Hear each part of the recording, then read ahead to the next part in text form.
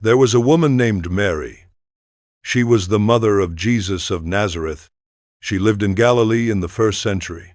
She was probably poor. She was probably illiterate. She probably lived and died without anyone outside her immediate community knowing she existed.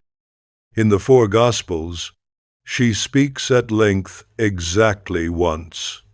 The Magnificat, in the Gospel of Luke. In the rest, she appears at specific moments. At the wedding in Cana. At the foot of the cross in John. Briefly in the opening chapters of Matthew and Luke. And in Mark, the oldest Gospel, there is a passage where Jesus is preaching and someone tells him his mother and brothers are looking for him. And Jesus responds by gesturing toward the crowd, "These are my mother and brothers." That is Mary in the original texts. A real woman, the mother of someone extraordinary, present at some crucial moments, absent from most of them. What came after is a completely different story. The Immaculate Conception that Mary was born without original sin was not defined as dogma until 1854, 18 centuries after her birth.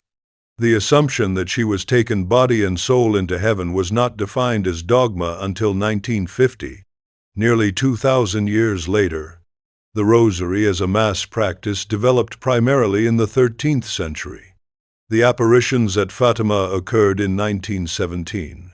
Our Lady of Guadalupe appeared in 1531. Our Lady of Lourdes in 1858. Baruch Spinoza followed that history of gradual construction to its philosophical conclusion. Not to attack a woman who existed, to understand what the institution was doing with her figure. And why. What he found is not that Mary did not exist. It is that the figure the institution built around a real woman was one of the most sophisticated operations of power in all of human history, and that understanding that operation completely changes the relationship you can have with what is genuinely valuable in that figure. By the end of this exploration, you will understand exactly what the institution was building, why each element served a very specific purpose, and what remains when you see all of that clearly, which is not nothing. It is something more honest than what you were taught. Let us begin with the logic of the problem the institution needed to solve. As institutional Christianity developed during its first centuries, it built a theology of transcendence. God was infinitely superior to human beings. Original sin had created an unbridgeable distance between the human and the divine. Salvation required mediation, someone who could stand on God's side and the human side at the same time. Jesus fulfilled that role, completely divine and completely human, the mediator par excellence. But the theology that developed around Jesus made him increasingly distant from ordinary human experience.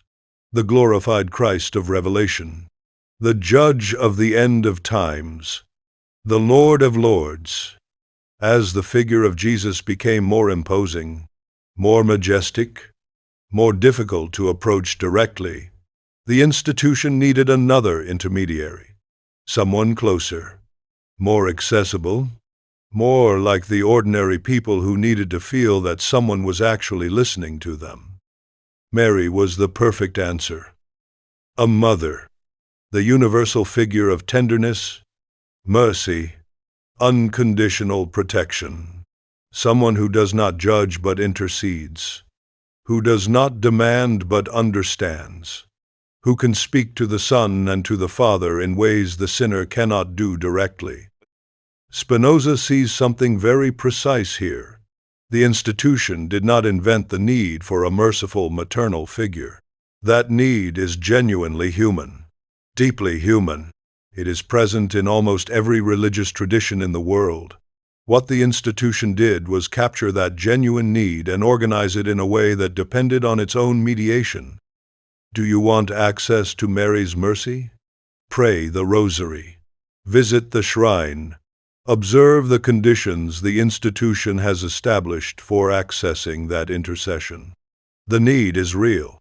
The access mechanism is controlled by the institution. That is the structure Spinoza identifies. Write in the comments, was devotion to the Virgin part of your life? What did you feel when you prayed the rosary or visited a shrine? And tell us what country you are watching from. Because this exploration is happening everywhere, in every place where the Virgin was part of growing up. Subscribe now so YouTube keeps recommending these videos. Because what is coming in the next weeks goes exactly where this exploration is pointing. And without the subscription, the algorithm will simply not show it to you. There is something in the figure of Mary that appears in the Gospels and is almost never mentioned in popular devotion. Her relationship with doubt and with her own judgment. The Gospel of Luke recounts that when the angel announces she will conceive the Son of God, Mary asks a question. How can this be? She does not accept in silence. She asks how what is being announced is possible. It is a question that comes from someone who thinks, who evaluates, who needs to understand before consenting. The Gospel of John recounts that at the wedding in Cana, Mary tells Jesus they have no wine. Jesus responds at a distance. What does that have to do with me, woman? My hour has not yet come. And Mary ignores that response. She tells the servants to do whatever Jesus tells them, as if she knows he is going to act despite what he just said. It is a portrait of a woman who knows her Son, who acts from that knowledge, who does not accept the first refusal as the final answer. These are glimpses of a real woman with a real personality, a woman who questions, who does not give up at the first negative response, who acts from her own understanding of situations. The institution transformed those glimpses into their opposite. The institutional Mary does not question. She accepts. She does not persist. She submits. She does not act from her own judgment. She executes divine will as the institution interprets it. Spinoza identifies that transformation as political in the most precise sense of the word. A figure who questions and acts from her own judgment authorizes others to do the same. A figure who accepts in silence and submits unconditionally models exactly what the institution wants from its faithful. The Mary who accepts without questioning is not a faithful portrait of the woman in the texts. It is the image the institution needed so that the faithful would see themselves reflected in her and imitate her. Now let us look at how the figure was built step by step, because each element that was added served a very specific function. The first major step was perpetual virginity. The Gospels mention the brothers of Jesus. Mark names them. Paul mentions James, the brother of the Lord. The most natural explanation is that Mary had other children after Jesus. But the institution needed Mary to be completely different from any ordinary woman. And gradually it developed the doctrine of perpetual virginity. The brothers of Jesus became cousins, or sons from a previous marriage of Joseph, or any explanation that kept Mary's perpetual purity intact. Why was this important? Because the theology being developed associated sexuality with the fall, with original sin, with the contamination of the flesh.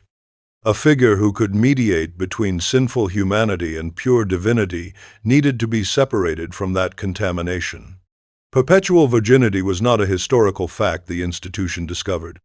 It was a theological necessity the institution developed. The second major step was the Immaculate Conception.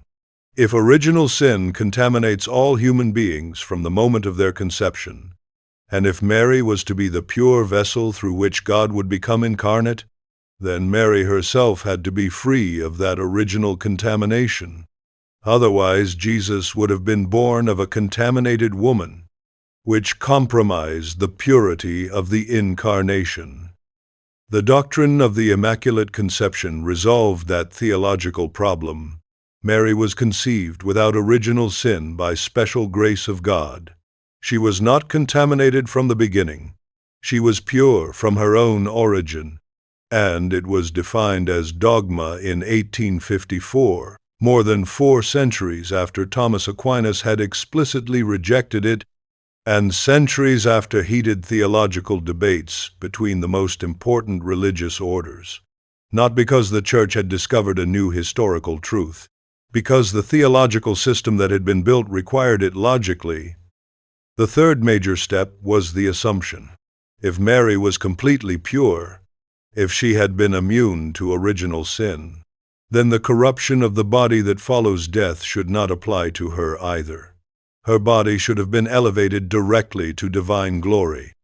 The assumption was defined as dogma in 1950 by Pope Pius XII. There is no historical text that narrates it. There is no unanimous tradition in the early Church. What there is the internal logic of a theological system that, once the premises were established, required that conclusion. Spinoza notes that this pattern is exactly what the logic of institutional power predicts. Each element added generates the need for another element. The system becomes internally coherent, and each addition requires more institutional mediation to administer it. More sacraments, more devotions, more practices the institution defines and supervises. There is something in the history of Marian dogma that Spinoza identifies as particularly revealing. The great Marian dogmas did not emerge from the experience of the primitive Christian community. They emerged from internal disputes within the institution and from the need to resolve theological problems the institution itself had created. The controversy over whether Mary should be called Theotokos, Mother of God, or simply Christotokos, Mother of Christ, divided the Church in the 5th century. The Council of Ephesus in 431 defined Mary as Mother of God. What appears to be a spiritual decision was also a political decision at the heart of the late Roman Empire, with consequences for which theological faction controlled the centers of ecclesiastical power.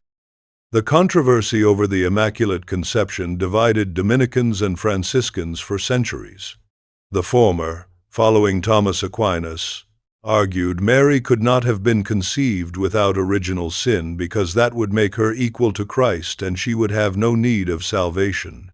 The latter argued that the greatness of Christ's redemption was precisely that it could preserve his own mother from sin from the very origin. The debate lasted 4 centuries. It was not resolved by a historical discovery or a new revelation. It was resolved by the political decision of Pope Pius IX in 1854 to define it as dogma. Spinoza notes that this pattern internal disputes resolved by authoritative definition rather than historical evidence is exactly what he predicts when an institution needs its claims to be true more than it needs them to be verifiable. Dogmatization is not the endpoint of a process of discovery. It is the instrument for closing a debate the institution can no longer afford to keep open. Now let us talk about the apparitions, because they are the aspect that most directly connects with the personal experience of millions of people around the world. Fatima in 1917, Guadalupe in 1531, Lourdes in 1858, Medjugorje since 1981, dozens of recognized apparitions and thousands of unrecognized ones throughout the centuries. Spinoza does not say the people who had those experiences were lying. He says something more precise and more interesting. He says the experience of contact with something greater than oneself is genuine and deeply human, and that when a person has that experience, they interpret it through the framework they have available. If that framework is Catholic Marian devotion, the experience presents itself as an apparition of the Virgin. If the framework is different, the same experience would present itself differently. What the institution does with those experiences is another matter. It evaluates them, approves or rejects them, converts them into shrines that generate pilgrimages, establishes the terms in which they are interpreted and the access to what they promise, converts a personal experience of contact with the sacred into an institutional asset administered by the hierarchy. Guadalupe is the most powerful example in the English-speaking Catholic world. Juan Diego, a recently converted indigenous Mexican, has a vision experience in 1531, 10 years after the Spanish conquest, at the exact moment when forced evangelization is encountering resistance.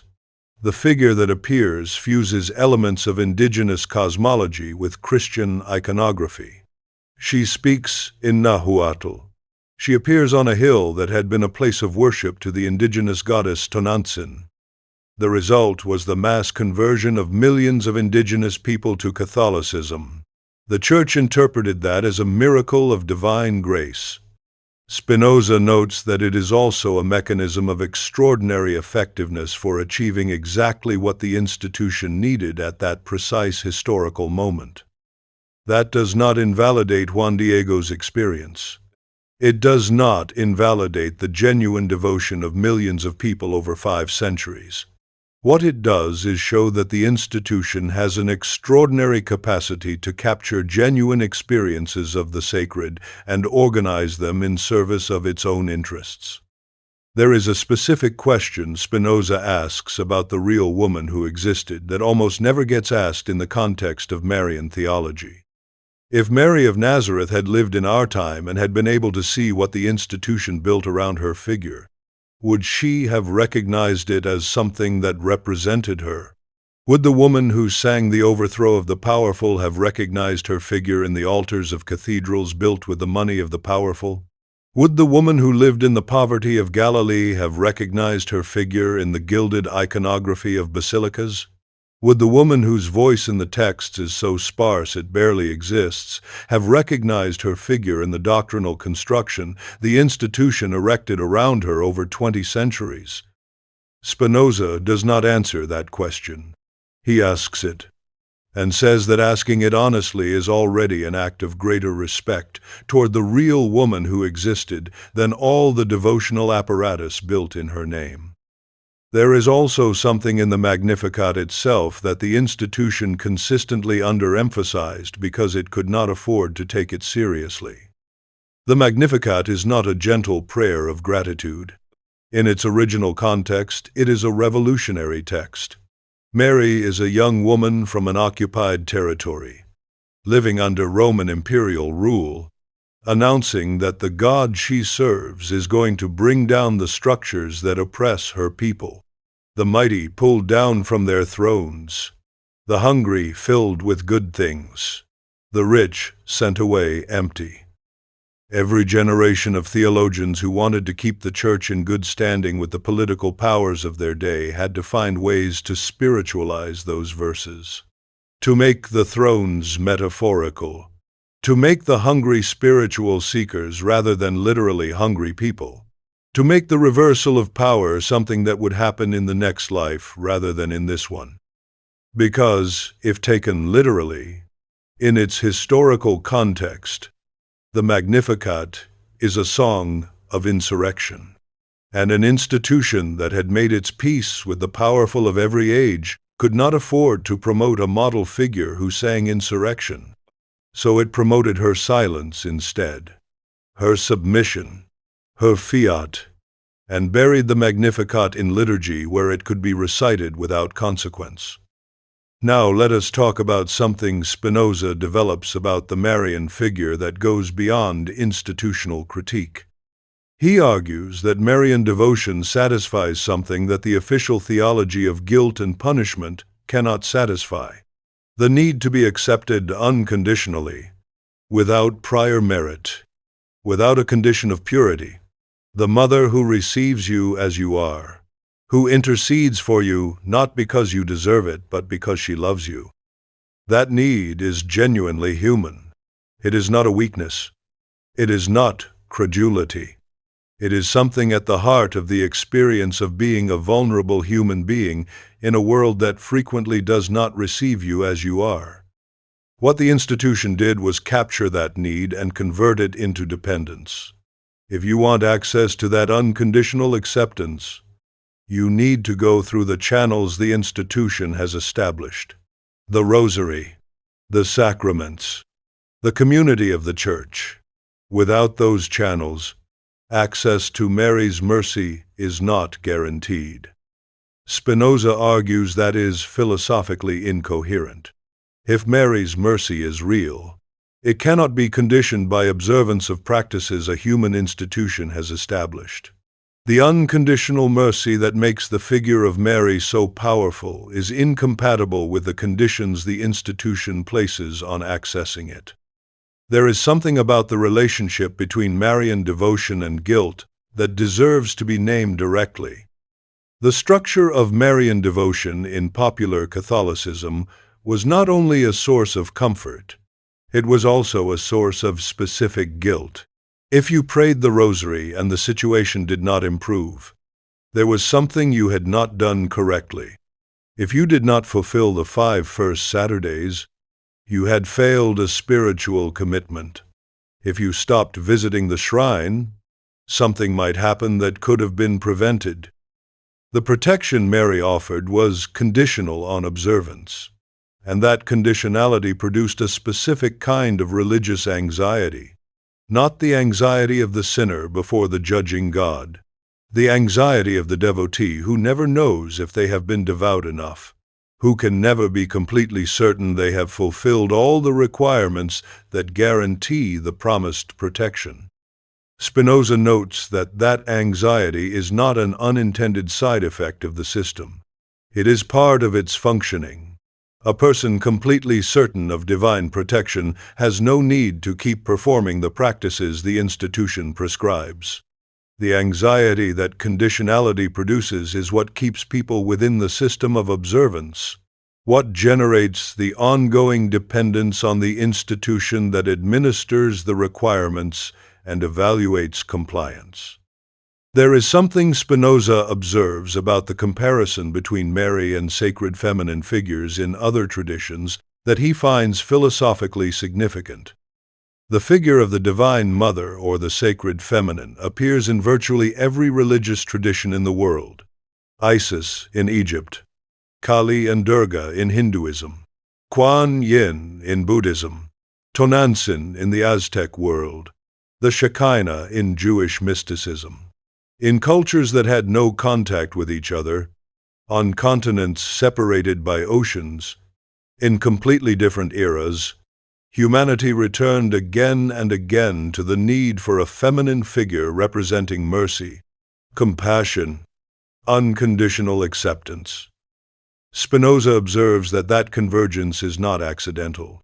It points to something real about human nature, the need to be received without condition, to feel that there is something in the universe that understands you in your vulnerability, that does not ask you to first prove your worth.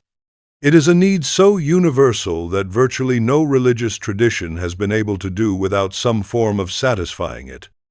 What the Catholic Church did was take that universal need and embody it in a specific historical figure, Mary of Nazareth, surrounding her with a doctrinal structure that linked access to that mercy with the observance of institutionally defined practices. The need is real. The institutional response to a genuine need always comes with the cost of dependence on the institution that satisfies it. There is something Spinoza observes about the impact of the Marian figure on women's experience that deserves careful development. The Mary the institution built had 2 facets, the Virgin and the Mother, both defined in terms of their relationship to others, never in terms of their own desires, their own voice, their own perspective. The Virgin as the ideal of purity, sexuality as contamination that the holy woman must transcend, chastity as the supreme virtue. What this produced in generations of women is documented and painful, a relationship of guilt and conflict with their own bodies. the feeling that their natural desires were a threat to their spiritual worth.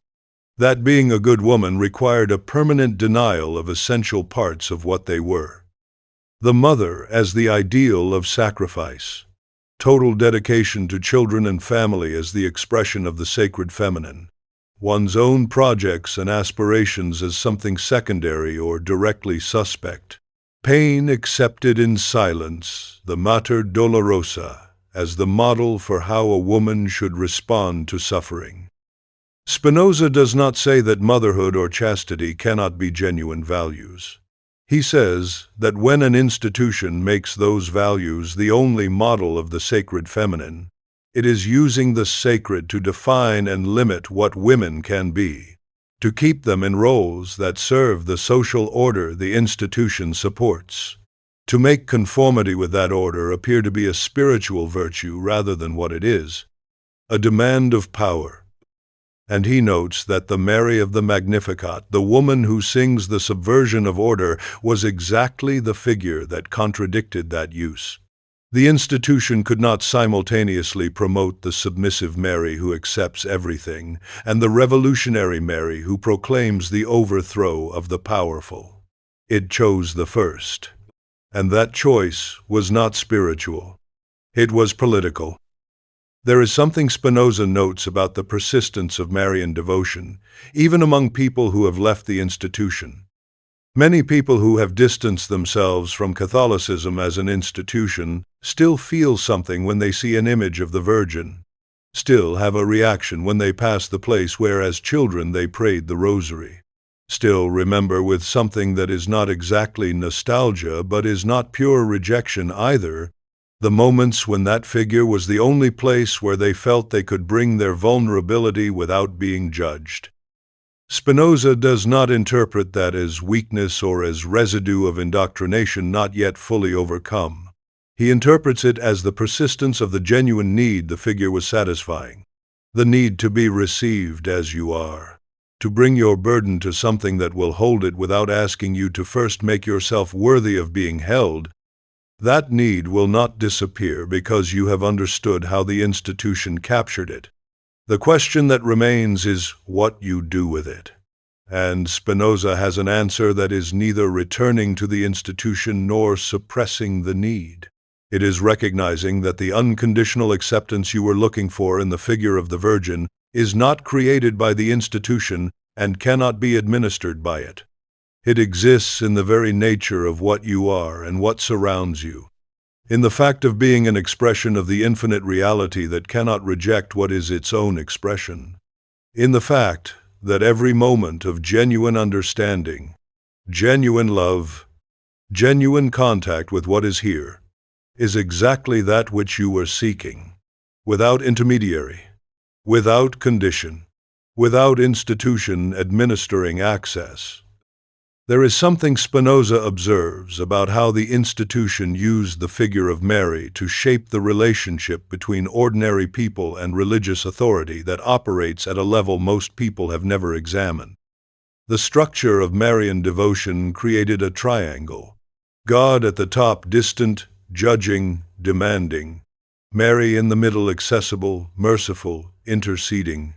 The believer at the bottom sinful, dependent, needing intercession, and the institution as the administrator of the triangle, the one that defined how the intercession worked, what was needed to activate it, and who had the authority to evaluate whether the requirements had been met. That structure kept the believer permanently in a position of dependence. Dependence on Mary's intercession because direct access to God was not available to sinners. Dependence on the institution's guidelines because without them you could not be sure the intercession was being properly activated. Dependence on the priest's absolution because without it the relationship with Mary's mercy was compromised by unconfessed sin. The entire architecture was designed so that there was no independent path. Every route to the sacred passed through a checkpoint the institution controlled. Spinoza argues that recognizing that architecture does not require rejecting the experience of people who found genuine comfort and genuine connection within it, it requires asking a more honest question. Was the comfort coming from the architecture itself, or was it coming from something the architecture was pointing toward that exists independently of the architecture?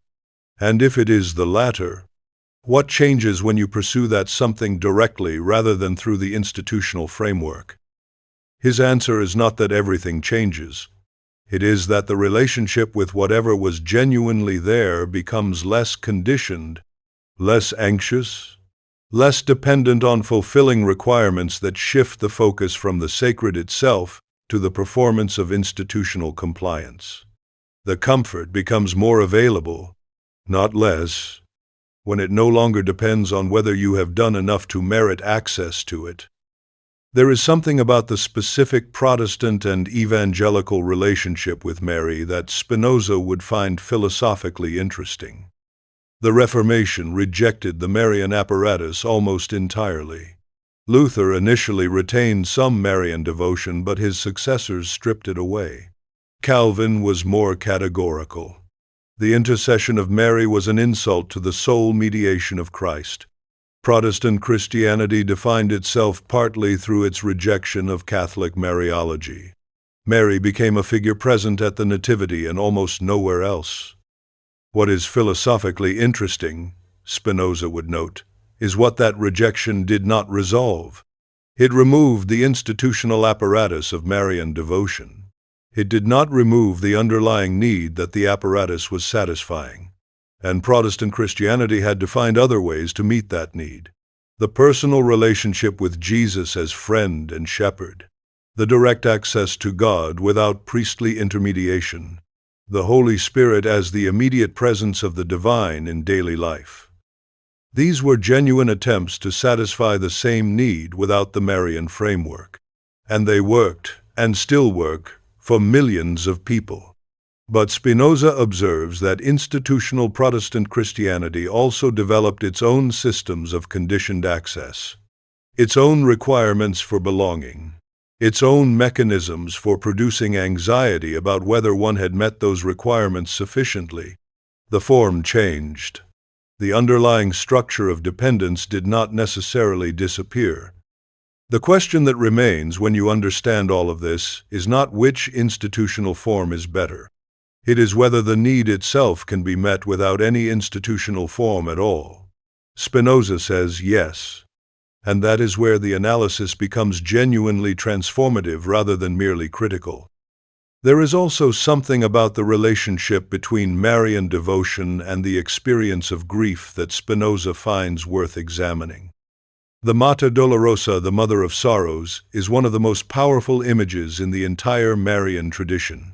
Mary at the foot of the cross, Mary holding the body of her dead son, a mother who has lost a child, who stands in the place of incomprehensible pain without collapsing under it, who remains present when presence seems impossible. For people experiencing grief, particularly the grief of losing a child, which is among the most devastating experiences a human being can have, that image carries something irreplaceable. The sense that the grief has been witnessed, that someone knows this specific pain from the inside, that even divine love is not immune to the kind of loss that tears the world apart. Spinoza does not dismiss that. He recognizes that the Mater Dolorosa addresses something that abstract theology cannot reach. Not a doctrine about God, a presence in the middle of specific human pain. What he questions is not the need for that presence, but the claim that it can only be accessed through the institutional framework that has built up around the figure. That the witness to your grief is somehow more real or more accessible if you observe the prescribed devotional practices. That the presence in your pain is conditional on your compliance with a system. Genuine witness to genuine pain cannot be conditional. The moment it becomes conditional, it has stopped being what it claimed to be. There is something Spinoza identifies specifically about the role of Mary in Latin American Catholic culture that connects everything in this analysis. In much of Latin America, the Virgin in her various forms is not just a religious figure. She is the organizing center of popular spirituality in a way that neither God the Father nor Jesus quite manages to be.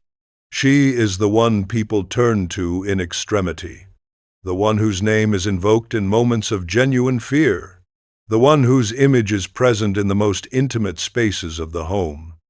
That centrality is not accidental. It reflects something about the specific history of Catholicism in the Americas, the fusion with indigenous traditions of the sacred feminine, the way the Virgin became a figure of resistance as much as of submission, the way devotion to her became a space where popular faith could breathe outside the strictest institutional control. There is a paradox here that Spinoza finds genuinely interesting. The figure the institution built as a model of submission became, in the lived practice of millions of ordinary people, something that sometimes exceeded institutional control. Local devotions, informal practices, personal relationships with Mary that the official church had not sanctioned and sometimes actively discouraged. People taking the figure and making it their own in ways the institution had not authorized. That excess, the ways popular Marian devotion overflowed institutional bounds, is, for Spinoza, evidence of the genuine human need underneath the institutional apparatus. The need that is so powerful it cannot be entirely contained by any structure built to manage it. The need that keeps finding ways to express itself regardless of what the institution intends. What remains when you see all of this clearly? What remains is the real woman who was Mary, a woman from Galilee who lived something extraordinary, who had a son who transformed the world, who was present at some of the most important moments of that story, who sang the Magnificat, who, according to the Gospels, was the first to receive the announcement of something that was going to change everything. What remains is the genuine need the figure of Mary satisfies. The need to be accepted unconditionally, to feel that there is something in the universe that receives you as you are, that does not ask you to first make yourself worthy, that loves you in your imperfection and your vulnerability. That need does not disappear when you understand the operation of institutional power that captured it. It is freed from it. What remains is the voice of the Mary of the Magnificat. The voice that proclaims that the order of the world is going to be inverted, that the powerful are going to be brought down from their thrones, that the hungry are going to be filled. That voice is genuinely subversive, and it is the voice the institution had the most interest in silencing. Recovering it is not a betrayal of Mary. It is finding her where she always was, in the text, before the institution turned her into something else. And what remains is the possibility of a relationship with the sacred that does not require the institution to administer it. Not because the sacred does not exist, but because if Spinoza's God is what it really is, then the acceptance you were seeking in the Virgin is already present in every moment of your existence. Not because you deserve it, because you are an expression of the infinite reality that cannot reject what is its own expression. There is something about the experience of leaving Marian devotion that Spinoza observes deserves honest attention. For many people who grew up with the Virgin as a central figure of their spiritual life, the process of stepping back from that devotion was not clean or simple. It was not a single moment of intellectual clarity after which the need evaporated. It was a gradual, often painful process of recognizing that the framework no longer held while the underlying need remained as strong as ever.